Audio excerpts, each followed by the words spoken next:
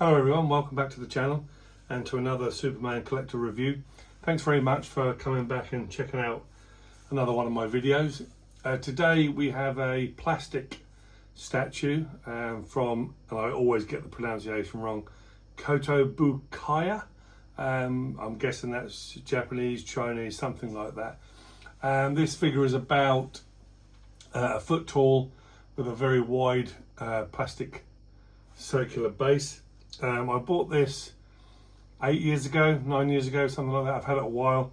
It cost me £60 on eBay.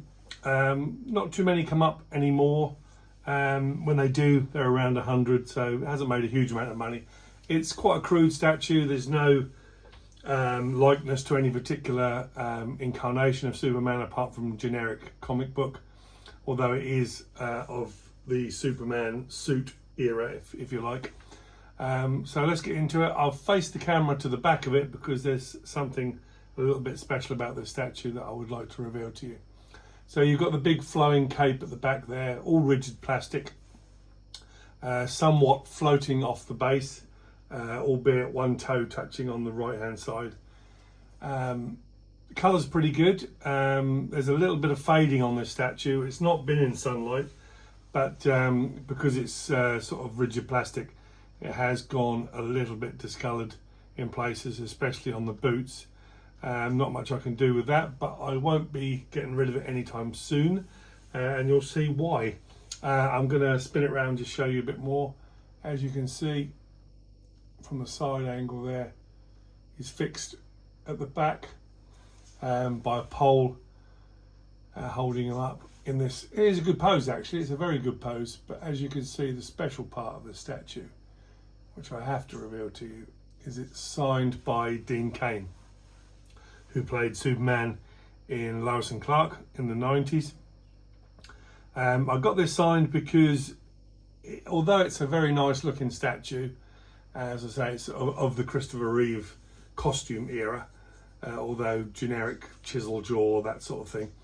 I wanted it signed because it seemed a shame of having a massive round circular base with nothing on it. I mean, I know it's there to support this, if you like, semi-floating statue, but it was a big expanse of space and it needed something on it.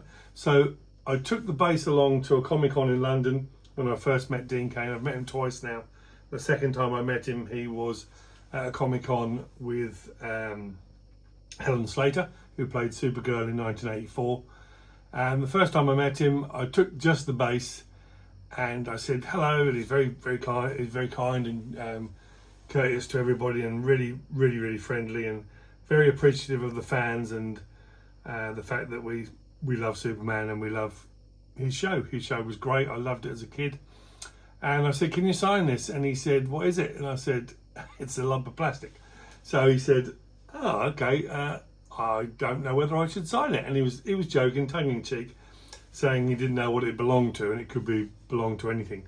So I said, totally understandable. Showed him a picture of this statue because I didn't take the figure with me, and he was more than happy to sign the base of the statue for me. And it says, "Andy, super to know you, Dean Cain." And that means an awful lot because I believe, with the exception of Brandon Routh, who I met slightly before Dean Cain, he's the only sort of cast member of any Superman incarnation I'd ever met.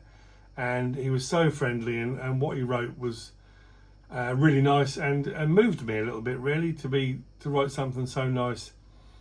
So that was why I got it signed. So let's just get back into the statue. Great pose, flexing the muscles, as I say, semi-floating. Colour's not too bad on the actual suit. Actually more close to the Christopher Reeve colour suit, which is more of a sort of light blue turquoisey tint, if you like. But as I say, the boots, as you can see, maybe on this sort of right hand boot down here, it's gone a bit pink. As I say, not in sunlight, but it's just gone that way. The S is pretty good. Again, Christopher Reeve's era. And the actual facial expression for a plastic statue, which is not high end by any stretch, is not bad. It's not bad. It's a pretty good sort of incarnation. As I say, I saw it on eBay many years ago, and it took my fancy. So you can see there the yellow S on the back. Again, very much like Chris Reeves for Superman the movie. But a lovely little statue. As I say, they've seemed to have disappeared pretty much off eBay. I don't quite know why, because if you're starting a collection or you're wanting to add something slightly different, this is something to really look out for and to try and get. So once again, not high end, not, you know, huge in detail, but special to me because of the fact it's been signed by Dean Cain. So it will stay in the collection forever. I can't say much more about it really. It's not much to discuss. As I said, the fact of it is a less high-end figure and not so detailed and quite crude in its execution really, but still a nice thing to have. If I had any criticism whatsoever, as in what would I change, the cape is huge, and is very wide. I mean, it's almost as wide as or wider than the base, to be fair. So it is a little bit overpowering for the statue, because the statue itself does have a pretty good pose. But as I say, the cape is a little bit too flappy and a bit too wide for me. But all in all, a very nice statue. I thought I'd share that with you. Some exciting news coming up. There is a chance that I may have an extremely, well, what's the word I'm looking for? Becoming a little rare, but an extremely high-end, can't give too much away,